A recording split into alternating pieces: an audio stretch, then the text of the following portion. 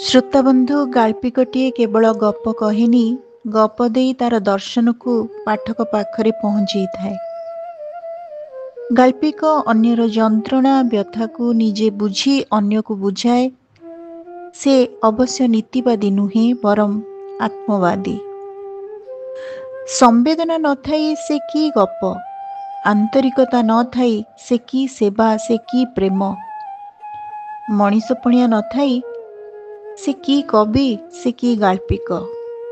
ଶ୍ରୋତାବନ୍ଧୁ, ଆଜି ଏମିତି ଜଣେ ଅନ୍ତର୍ଦୃଷ୍ଟି ସମ୍ପନ୍ନା ଗାଳ୍ପିକାଙ୍କୁ ଆମେ ଶୁଣିବା, ଯାହାଙ୍କ ଗଳ୍ପଗୁଡ଼ିକ ଆପଣମାନେ ପଢ଼ିଲେ ଓ ଶୁଣିଲେ ହିଁ ଜାଣିପାରିବେ ସେ କେତେ ଅମାୟିକ ହୃଦୟର ହୋଇପାରନ୍ତି। ସମୁଦ୍ରେ ପ୍ରେମ ତାଙ୍କ ହୃଦୟରେ ଜଗତର ମାଟି ଗୋଡ଼ି ପଶୁପକ୍ଷୀ ଏବଂ ବିଶ୍ୱ ପାଇଁ, ଏମିତିକି ଆମ୍ବ ପରି ଅମୃତ ଫଳ ପାଇଁ ବି ଗାଳ୍ପିକା ଗପ ଲେଖିପାରନ୍ତି। ଶ୍ରୋତାବନ୍ଧୁ, ଆଜି ଆମେ ଶୁଣୁଛେ ଆମ ସମୟର ଜଣେ ଅମାୟିକ କୃତବିଦ୍ୟ ଗାଳ୍ପିକାଙ୍କୁ, କବିତା ଦେବୀ। ଗାଳ୍ପିକା କବିତା ମିଶ୍ର ନାମରେ ସେ ପରିଚିତ। କବିତା ମିଶ୍ର ଏକାଧାରରେ ଜଣେ କବି, ଗାଳ୍ପିକା, ଶିଶୁ ସାହିତ୍ୟିକା ତଥା ସମାଜସେବୀ। ସେ ବୃତ୍ତିରେ ଜଣେ ଅବସରପ୍ରାପ୍ତ ଶିକ୍ଷୟିତ୍ରୀ। ହିନ୍ଦୀ, ଓଡ଼ିଆ, ଇଂରାଜୀ ଭାଷାରେ ସୁଦକ୍ଷ କବିତା ମିଶ୍ର 1957 ଜୁନ 29 ତାରିଖରେ ପିତା ନିରଞ୍ଜନ ପ୍ରହରାଜ, ମାତା ଶୋଭାରାଣୀ ଦେବୀଙ୍କ କୋଳ ମଣ୍ଡନ କରି କଟକ ଜିଲ୍ଲାର ମଉଦା ଗ୍ରାମରେ ଭୂମିଷ୍ଠା ହୋଇଥିଲେ। ତାଙ୍କର ଅନେକ ଶିଶୁ ସାହିତ୍ୟ ରହିଛି ଏବଂ 2ଟି ଗଳ୍ପ ସଂକଳନ ଅଛି। ଗଳ୍ପ ସଂକଳନ ଗୁଡ଼ିକ ହେଲା ପରଦା ପଛର ସୂର୍ଯ୍ୟ, ଆହତ ଅସ୍ତରାଗ। ଶିଶୁ ସାହିତ୍ୟରେ ରହିଛି ଶିଶୁ ଗୀତି କବିତା, ବୁଦ୍ଧିର ବଳେ ପାହାଡ଼ ଟଳେ, ଶିଶୁ ବିଜ୍ଞାନ ଭିତ୍ତିକ ଗଳ୍ପ, ବିଜ୍ଞାନ ଯୁଗର କଥା କାହାଣୀ, ଯାହା ପାଇଁ ଯେମିତି ଗପ, ଶୁଣୁଥା ସେମିତି, ଆମ ସୁରକ୍ଷା ଆମ ହାତରେ, ପିଲାଙ୍କ ସନ୍ଦେଶ, ପାଠ ପଢ଼ିବା ଦେଶ ଗଢ଼ିବା, ମୂଷିକ ରାଜାର ହୋଲି ଖେଳ, କୁନା କହେ କୁନିକୁ, ଆସ ବୁଲିଯିବା ମାମୁଁ ରାଇଜ, ପରଦା ପଛର ସୂର୍ଯ୍ୟ, ଆହତ ଅସ୍ତରାଗ, ଯେମିତିକି ତାଙ୍କର 2ଟି ଗଳ୍ପ ସଂକଳନ ଅଛି ବୋଲି ପୂର୍ବରୁ ମୁଁ କହିଛି। ଶ୍ରୋତାବନ୍ଧୁ, ଶ୍ରୀମତୀ କବିତା ଦେବୀ ଓରଫ କବିତା ମିଶ୍ର 2012 ମସିହା ପାଇଁ ଆଦର୍ଶ ଶିକ୍ଷକ ଭାବରେ ରାଜ୍ୟ ସରକାରଙ୍କ ଦ୍ୱାରା ସମ୍ମାନିତା। 2014 ମସିହା ପାଇଁ ଆଦର୍ଶ ଶିକ୍ଷକ ଭାବରେ ଜାତୀୟ ପୁରସ୍କାର ପ୍ରାପ୍ତ ହୋଇଛନ୍ତି ମାନ୍ୟବର ରାଷ୍ଟ୍ରପତିଙ୍କ ଦ୍ୱାରା। ତତ୍ସହିତ ୟୁଟିଆ ଶିକ୍ଷକ ସମ୍ମାନ, ସମାଜ ଅଫିସରୁ ଗୁରୁ ଗୌରବ ସମ୍ମାନ, ଶିଶୁ ସାହିତ୍ୟିକା ଏବଂ ଅନ୍ୟ ଗଳ୍ପ କବିତା ପାଇଁ ବହୁ ସାରସ୍ୱତ ସମ୍ମାନରେ ସମ୍ମାନିତା ଗାଳ୍ପିକା କବିତା ମିଶ୍ର। ଶ୍ରୋତାବନ୍ଧୁ, ଆଜି କବିତା ମିଶ୍ରଙ୍କ ଆହତ ଅସ୍ତରାଗ ଗଳ୍ପ ସଂକଳନସ୍ଥ ଏକ ଚମତ୍କାର ହୃଦୟସ୍ପର୍ଶୀ ଗପକୁ ଆପଣମାନଙ୍କ ପାଖରେ ମୁଁ ଭେଟି ଦେଉଛି। ଗପର ଶୀର୍ଷକ ଅମୃତ ଫଳ। ଗାଳ୍ପିକା କବିତା ମିଶ୍ର। ଧରିତ୍ରୀ ମା ତା କୋଳରେ ସମସ୍ତଙ୍କୁ ସ୍ନେହ ଆଦରରେ ରଖିଛି। ସବୁରି ମନରେ ସୁଖ ଶାନ୍ତି ଭରିଦେବା ପାଇଁ ବୃକ୍ଷଲତା, ଫୁଲ ଫଳ, ଝରଣା, ନଦ ନଦୀ ସବୁ ସୃଷ୍ଟି କରିଛି। ରାସ୍ତା କଡ଼ରେ ଛୋଟିଆ ଆମ୍ବ ଗଛଟିଏ, ତା ଡାଳରେ ସକାଳୁ କାଉ ବସି କା କା ରାବୁଥାଏ। ପୁଣି ବସନ୍ତ ଋତୁରେ ତା ପତ୍ର ଗହଳରେ ଲୁଚି ରହି କୋଇଲିଟିଏ କୁହୁ କୁହୁ ଗାନ ମଧ୍ୟ କରେ। ପ୍ରଥମ କରି ଗଛରେ ବଉଳ ଆସିଲା। ଅନେକ ବଉଳ କୁହୁଡ଼ିରେ ଜଳି ଝଡ଼ିଗଲା। ଶୀତ କୁହୁଡ଼ି କାକର ମଧ୍ୟରେ ଗୋଟିଏ ବଉଳ ପେନ୍ଥାରେ ଗୋଟିଏ ଆମ୍ବ ଏବଂ ପତ୍ର ଗହଳ ଭିତରେ ଅନ୍ୟ ଆମ୍ବଟି ରହିଯାଇଛି। ବର୍ଷା ପବନ କାଳବୈଶାଖୀରେ ମଧ୍ୟ ଆମ୍ବ ଦୁଇଟି ବଞ୍ଚି ରହିଛନ୍ତି ତାଙ୍କ ଜୀବନର ସାର୍ଥକତା ଆଣିବା ପାଇଁ। ଚଣା ଫୁଟିବା ଠାରୁ ପାଚିବା ପର୍ଯ୍ୟନ୍ତ ଆମ୍ବ ଦୁଇଟି ଉପରେ ସମସ୍ତଙ୍କର ନଜର। ବଉଳ ଡେମ୍ଫରେ ବରକୋଳି ଭରି ଆମ୍ବଟି ଦିଶୁଛି। କେତେକ ପିଲା ଟେକା ପଥର ମାରିଲେ, ଆମ୍ବ ଛିଡ଼ିଲା ନାହିଁ। ପୁଣି କିଛି ଦିନ ପରେ ପଡ଼ିଆରେ ଗାଈ ଜଗୁଆଳି ପିଲାଟା ଆସି ଆମ୍ବ ଗଛକୁ ଟେକା ମାରିଲା। ଆମ୍ବକୁ ଝଡ଼େଇ ନେଲେ ଘରେ ଚଟଣି ହେବ।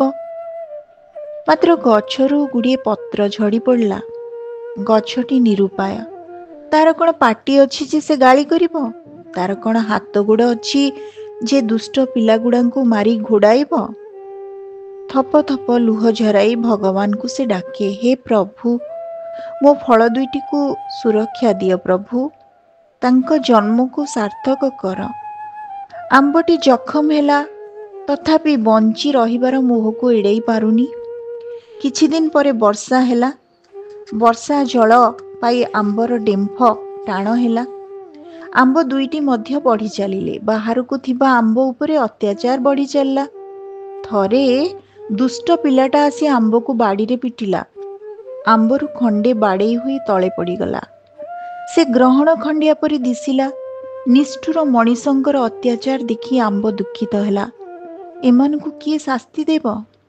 ଦିନକୁ ଦିନ ଟାକୁଆ ଟାଣ ହେଲା। କିଛି ଦିନ ପରେ ଆମ୍ବ ଦୁଇଟି ପାଚିଗଲେ। ପାଚିଲା ଆମ୍ବ ଦେଖି କାଉ ଆସି ତା ଟାଣୁଆ ଥଣ୍ଟରେ ସେ ଗ୍ରହଣ ଖଣ୍ଡିଆ ଆମ୍ବକୁ ଖୁମ୍ପି ଖାଇଲା।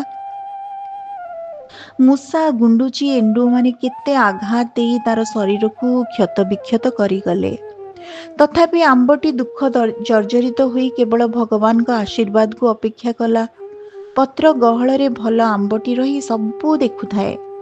ତାର ଗର୍ବ, ସେ ନିଖୁଣ ବୋଲି ସବୁବେଳେ ଖଣ୍ଡିଆ ଆମ୍ବକୁ କେତେ କ'ଣ କହିଯାଏ। ତତେ କେହି ଆଦର କରିବେ ନାହିଁ।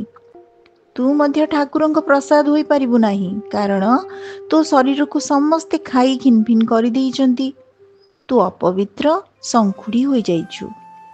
ରାସ୍ତା କଡ଼ରେ ପଚି ସଢ଼ି ତୋର ଅଧା ଶରୀର ଶେଷ ହେବ। ଖଣ୍ଡିଆ ଆମ୍ବଟି ବିକଳରେ କାନ୍ଦି ଉଠି କହିଲା, ହେ ଭଗବାନ, ମୁଁ ତୁମର କି ଅପରାଧ କରିଥିଲି? ଅମୃତ ଫଳ ରୂପେ ତୁମେ ମୋତେ ସୃଷ୍ଟିକୁ ଆଣିଲ। ମୋ ପ୍ରତି ସମସ୍ତଙ୍କର ଲାଳସା ବଢ଼ି ଚାଲିଲା। ମୋର ଫଳକୁ ଭକ୍ଷଣ କରି କି ଆତ୍ମସନ୍ତୋଷ ସେମାନେ ପାଇଲେ। ମୋତେ ଜନ୍ମରୁ ମାରି ନ ଦେଇ କଳୁଷିତ କରି କାହିଁକି ବଞ୍ଚାଇ ରଖିଲ ପ୍ରଭୁ? ଭଲ ଆମ୍ବଟି ଖିଲିଖିଲି ହୋଇ ହସୁଥାଏ। ସମୟ ଗଡ଼ି ଚାଲିଲା। ସୂର୍ଯ୍ୟଙ୍କ ପ୍ରଚଣ୍ଡ ରୌଦ୍ର ସହିତ ପବନର ବେଗ ମଧ୍ୟ କମ୍ ନୁହେଁ। ଆମ୍ବ ଡେମ୍ଫ ଶୁଖି ହଠାତ୍ ଗଛରୁ ଛିଡ଼ି ପଡ଼ିଲା। ପ୍ରଶସ୍ତ ଭୂମି ତା କୋଳକୁ ଟାଣି ଆଣିଲା ଆମ୍ବ ଦୁଇଟିକୁ। ବୃଦ୍ଧ ବ୍ରାହ୍ମଣ ମନ୍ଦିର ଯିବା ବାଟରେ ଆଖିରେ ପଡ଼ିଲା ଆମ୍ବ ଦୁଇଟି। ସଙ୍ଗେ ସଙ୍ଗେ ଭୂମିରୁ ସାଉଁଟି ଆଣି ଦେଖିଲେ ଗୋଟିଏ ଭଲ ଅଛି, ଆଉ ଗୋଟିଏ ଖଣ୍ଡିଆ। କାଉ, ମୂଷା, ବାଦୁଡ଼ି କିଏ ମୁହଁ ମାରିଥିବେ। ଫିଙ୍ଗି ଦେବାକୁ ମନ କଲେ, ତଥାପି ଟାକୁଆ ପାଇଁ ଗାମୁଛାରେ ବାନ୍ଧି ରଖିଲେ। ଭଲ ଆମ୍ବଟିକୁ ଫୁଲ, ଚନ୍ଦନ, ଦୀପ ସହିତ ଚାଙ୍ଗୁଡିରେ ଧରି ମନ୍ଦିର ଗଲେ। ମନ୍ଦିର ବେଢ଼ାରେ ପଶିଲା ବେଳକୁ ଗୋଟିଏ ପାତି ହନୁ ଆସି ଚାଙ୍ଗୁଡିରୁ ଆମ୍ବଟିକୁ ନେଇ କୁଦା ମାରି ଗଛ ଉପରକୁ ଚାଲିଗଲା। ବ୍ରାହ୍ମଣ ବ୍ୟସ୍ତ ହୋଇପଡ଼ିଲେ। କେତେ ଶ୍ରଦ୍ଧାରେ ଆମ୍ବଟିକୁ ଗଛ ମୂଳରୁ ସାଉଁଟି ଆଣି ଠାକୁରଙ୍କୁ ଭୋଗ ଲଗେଇବେ ବୋଲି ଭାବିଥିଲେ, ଅଥଚ ବଦମାସ ମାଙ୍କଡ଼ ଛଡ଼େଇ ନେଲା। କାହିଁକି ଠାକୁରଙ୍କ ପାଇଁ ଆମ୍ବଟିକୁ ଉତ୍ସର୍ଗ କରିଥିଲି? ଗାମୁଛାରୁ ଖଣ୍ଡିଆ ଆମ୍ବଟିକୁ ବାହାର କରି ଦେଖିଲେ ଫାଳେ ଭଲ ଅଛି। ତେଣୁ ଭଲ କରି ଗଙ୍ଗା ପାଣିରେ ଧୋଇ ତାର ଭଲ ଫାଳଟିକୁ କାଟି ଠାକୁରଙ୍କୁ ଭୋଗ ଲଗେଇ ଦେଲେ। ପ୍ରସାଦ ଟିକେ ଟିକେ ସମସ୍ତଙ୍କୁ ଦେଲେ। ନିଜେ ମଧ୍ୟ ମୁଣ୍ଡରେ ଲଗାଇ ଭଗବାନଙ୍କୁ ସ୍ମରଣ କରି ଭୋଗ ପାଇଲେ। ଇସ୍, କି ମିଠା! ସତେ କି ଅମୃତ! ଭଲ ଜାତିଆ ଆମ୍ବଟି। ତେଣୁ ତାର ଟାକୁଆଟିକୁ ଭଲରେ ଧୁଆଧୁଇ କରି ମନ୍ଦିର ପଛପଟେ ପୋତିଦେଲେ। ଯଦି ଭବିଷ୍ୟତରେ ଗଛଟିଏ ହୋଇ ଆମ୍ବ ଫଳେ, ତାର ସ୍ୱାଦରେ ସେ ସମସ୍ତଙ୍କୁ ପରମ ଆନନ୍ଦ ଦେବ। ଏହି ସମୟରେ ଗଛ ଉପରୁ ପାତି ମାଙ୍କଡ଼ ଆମ୍ବଟିକୁ ଖାଇ ଟାକୁଆଟିକୁ ରାସ୍ତା ଉପରକୁ ଫିଙ୍ଗିଦେଲା। ଗାଡ଼ି ମଟର ଚକା ତଳେ ଚାପି ହୋଇ ଟାକୁଆଟି ସମ୍ପୂର୍ଣ୍ଣ ନଷ୍ଟ ହୋଇଗଲା। ଖଣ୍ଡିଆ ଆମ୍ବ ଟାକୁଆ ଆଖିରୁ ଲୁହ ପୋଛି ଠାକୁରଙ୍କୁ ଚାହିଁ କହିଲା, ହେ ଈଶ୍ୱର, ଆଜି ମୋ ଜୀବନ ସତରେ ସାର୍ଥକ ହେଇଗଲା। ତୁମ ସୃଷ୍ଟିରେ ମୁଁ ମାତ୍ର ଫଳଟିଏ, କିନ୍ତୁ କଳୁଷିତ ଦୁର୍ମତି ମଣିଷଙ୍କ ଠାରୁ ଆରମ୍ଭ କରି ପଶୁପକ୍ଷୀ ପର୍ଯ୍ୟନ୍ତ ସମସ୍ତଙ୍କର ଦାରୁଣ ଆଘାତ, ନିଷ୍ଠୁର ବ୍ୟବହାର ପାଇଁ ମୋର ସୁନ୍ଦର ଶରୀର ଖିନଭିନ ହୋଇଗଲା। ଚତୁର୍ଦିଗ ଅନ୍ଧକାର ଦିଶିଲା, ମୁଣ୍ଡରୁ ବୁଦ୍ଧି ହଜିଗଲା। ଶରୀରକୁ ଦାରୁଣ କଷ୍ଟ ଦେଇ ନୀରବରେ ସବୁ ସହିଗଲି। ଦୁନିଆରେ ଖଣ୍ଡିଆ ଅପବିତ୍ର ହୋଇ ବଞ୍ଚି ରହିଲି, ତଥାପି ମନ ମୋର ବଡ଼। ମୁଁ ଦିନ ରାତି ଭଗବାନଙ୍କୁ ଡାକୁଥିଲି, ହେ ପ୍ରଭୁ, ମୋ ଜନ୍ମକୁ ସାର୍ଥକ କର। ମୋ କରୁଣ ଡାକ ଆଜି ଶୁଣିଲ ପ୍ରଭୁ। ତୁମ ଚରଣରେ ମୁଁ ପ୍ରସାଦ ହୋଇ ପୂଜା ପାଇଲି। ଘୃଣା ପରିବର୍ତ୍ତେ ସମସ୍ତଙ୍କ ଠାରୁ ସ୍ନେହ ଶ୍ରଦ୍ଧା ଭାସି ଆସିଲା। ମୋର କଳୁଷିତ ଶରୀରରେ ପବିତ୍ରତା ଭରିଗଲା। କୋଟି ପୁଣ୍ୟର ଫଳ ମୁଁ ଲାଭ କଲି। ଆଗାମୀ ଦିନକୁ ସୃଷ୍ଟି କରିବି ନୂତନ ଅମୃତ ଫଳ। ମୋତେ ସାହସ, ଶକ୍ତି, ଧୈର୍ଯ୍ୟ, ଆଶିଷ ଦିଅ ହେ ସୃଷ୍ଟିକର୍ତ୍ତା ପରମେଶ୍ୱର। ଶ୍ରୋତାବନ୍ଧୁ, ଆମେ ଶୁଣୁଥିଲେ ଆମ ସମୟର ଜଣେ ବିଶିଷ୍ଟ ଗାଳ୍ପିକାଙ୍କୁ। ତାଙ୍କର ଚିନ୍ତନ ହିଁ ତାଙ୍କର ପରିଚୟ। ଗାଳ୍ପିକା କବିତା ମିଶ୍ର ଏତେ ସମ୍ବେଦନଶୀଳ ଯେ ଗୋଟିଏ ଆମ୍ବକୁ ନେଇ ତାଙ୍କର ଯେଉଁ ଭଲ ପାଇବା, ତାକୁ ନେଇ ତାର ରୂପକୁ ପ୍ରତିଷ୍ଠା ଦେବାର ଯେଉଁ ମହାର୍ଘ ଚେତନାଟି ତାଙ୍କ ଗପଟିକୁ ଅତି ଅନନ୍ୟ କରି ଗଢ଼ି ତୋଳିଛି। ଶ୍ରୋତାବନ୍ଧୁ, ଗାଳ୍ପିକ ଯେତେବେଳେ ଲେଖନ୍ତି ସେତେବେଳେ କିଛି ବାର୍ତ୍ତା ଦେବାକୁ ଚାହାନ୍ତି। ଏ ସମ୍ପୂର୍ଣ୍ଣ ଜଗତ ପ୍ରତି ମଣିଷର ଭଲ ପାଇବା, ଆନ୍ତରିକତା, ସମ୍ବେଦନା ହିଁ ମଣିଷକୁ ଜଣେ ଶ୍ରେଷ୍ଠ ମଣିଷରେ ଯେ ପରିଣତ କରିପାରେ, ଏହା ହିଁ ଗାଳ୍ପିକା କବିତା ମିଶ୍ରଙ୍କର ଏଇ ଯେଉଁ ଆହତ ଅସ୍ତରାଗ ଗଳ୍ପ ସଂକଳନସ୍ଥ ଅମୃତ ଫଳ ଗଳ୍ପରୁ ଆମେ ବୁଝିଲେ। କବିତା ମିଶ୍ରଙ୍କର ଏଇ ଅମୃତ ଫଳ ଗପଟି ଆପଣଙ୍କୁ କେମିତି ଲାଗିଲା? ଆପଣମାନଙ୍କର ମତାମତ ଅପେକ୍ଷାରେ ରହୁଛି। ଧନ୍ୟବାଦ।